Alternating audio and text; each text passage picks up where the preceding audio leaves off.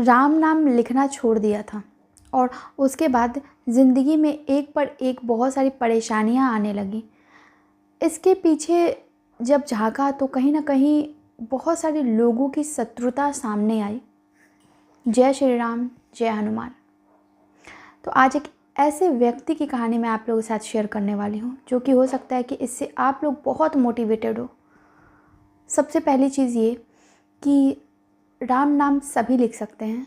जिनका भी क्वेश्चन है कि लिख सकते हैं या नहीं, सभी लिख सकते हैं। स्वच्छ मन स्वच्छ तन के साथ सभी को लिखना चाहिए। सवाल का जवाब। अब एक बच्चा जो है, एक औरत काफ़ी ज़्यादा परेशान थी। परेशानी इस बात की थी कि उसका एक छोटा बच्चा जो कि 2 से ढाई साल का था, वो काफ़ी ज़्यादा बीमार पड़ जाता था। बीमार इतना पड़ जाता था कि बहुत ज़्यादा लूज़ मोशन होने लगता, वो काफ़ी सूखने लगता, अचानक से सही रहता और 1 हफ्ते 10 दिन इतना ज़्यादा बीमार पड़ जाता कि वो माँ बिल्कुल समझ नहीं पाती थी। किसी ने सलाह दी कि इसे हनुमान मंदिर ले जाया करो। अब वो नहीं ले जा पाती थी, तो उसने घर में बैठे बैठे भगवान से ये अरदास लगाई कि मैंने ये जो है इसके सर पे मैं राम राम लिख रही हूँ पवन से, क्योंकि आप पवन पुत्र हो, तो मैं इसके सर पे राम राम लिख रही हूँ और इस बच्चे को आपको ठीक करना है। काफ़ी ज़्यादा लूज़ मोशन हो रहा था। अगर हॉस्पिटल ले जाती तो वो बार बार एडमिट कर लिया जाता था। उसने क्या किया कि घर पर बैठे बैठे ही इस बार फिर से वो बच्चा बीमार पड़ा। हो सकता है कि किसी की शत्रुता हो जिसके कारण वो बच्चा बार बार बीमार पड़ रहा हो, कुछ टोने टोटके हो रहे हो। तो उसने क्या किया कि बैठे बैठे वो अपने गोद में बच्चा को बिठाया। उसने, बच्चा सोया हुआ था, बिल्कुल कांटे की तरह पड़ा हुआ था, बिल्कुल सूख चुका था, सिर्फ हड्डियाँ ही बची थी उसके शरीर में। इतना ज़्यादा लूज़ मोशन हो रहा था उसे कि उसने उसके सर पे इस तरीके से राम राम राम लिखना 108 बार शुरू कर दिया बैठे बैठे। और वो राम बोलती भी थी और इस तरीके से उसके सर पे हवा से ही राम राम उंगलियों से लिखना उसने शुरू किया। और फिर वो सो गई। कुछ देर के बाद से राम लिखने के बाद वो सो गई। सुबह जब उठी तो देखा कि सब कुछ ठीक है, एक बार भी मल नहीं त्याग हुआ है। वैसा ही उसने रोज़ाना शुरू कर दिया लिखना।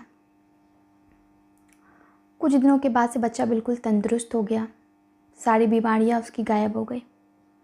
कुछ साल बीते। लगभग 5 से 6 साल के बाद बच्चा फिर से अत्यंत बीमार रहने लगा, बहुत ज़्यादा बीमार।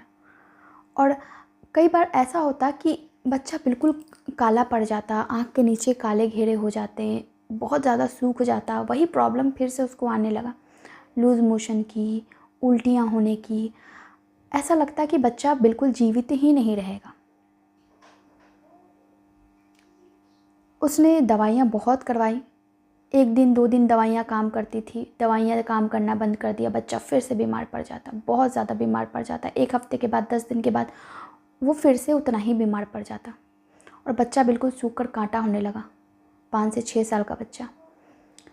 वो जब किसी को दिखाने गई तो वहाँ पे पता चला कि उसके घर की जलन के कारण, शत्रुता के कारण उसके बच्चे पर किसी ने टोना टोटका कर दिया है, उसी का असर हो रहा है। एक हनुमान जी की चौकी लगती है, वहाँ पे क्या हुआ कि उस बच्चे का इलाज करवाया गया तो कुछ रिलीफ मिला। अचानक उसे याद आया कि बचपन में जब ऐसी परिस्थिति हुई थी तो उसने उसके सर पे, बच्चे के सर पे राम राम लिखना शुरू किया था। जब वो घर पे बैठी तो उसने फिर से रोज़ाना राम राम लिखना शुरू किया। और अब उसने घर में हनुमान जी की फ़ोटो स्थापित की, राम दरबार स्थापित किया और रोज़ाना पूजा पाठ करने लगी। और उसने ये भी बोला कि अब मैं कॉपी पे भी अपने बच्चे से भी राम राम लिखवाऊंगी और मैं भी लिखूंगी। धीरे धीरे बच्चा ठीक होने लगा, पहले जैसा फिर से आने लगा। और उसने ये भी बोला कि अब ये भक्ति कभी नहीं छूटेगी। और धीरे धीरे टोने टोटका का असर जो है वो बिल्कुल ख़त्म हो गया। बच्चा बिल्कुल तंदुरुस्त हो गया और बच्चा बिल्कुल राम भक्ति में ही जुट गया। तो ये कहानी बिल्कुल सही है, ऐसा हुआ है। और कमेंट ऑफ द डे, तो मैं कमेंट पढ़ना चाहूँगी ये जो कमेंट है, अभी अपना एक्सपीरियंस मुझे इंस्टाग्राम बाबा नीम करोली राम पर डीएम कर सकते हो, या फिर अपना एक्सपीरियंस मुझे कमेंट बॉक्स में भी लिख सकते हो। तो ये कमेंट है, दीदी मैं लिखता हूँ, मुझे अनुभव हुआ है। पहले मैं हमेशा नींद ज़्यादा आती थी, लेकिन सच में राम नाम में बहुत शक्ति है। जय श्री राम, जय हनुमान।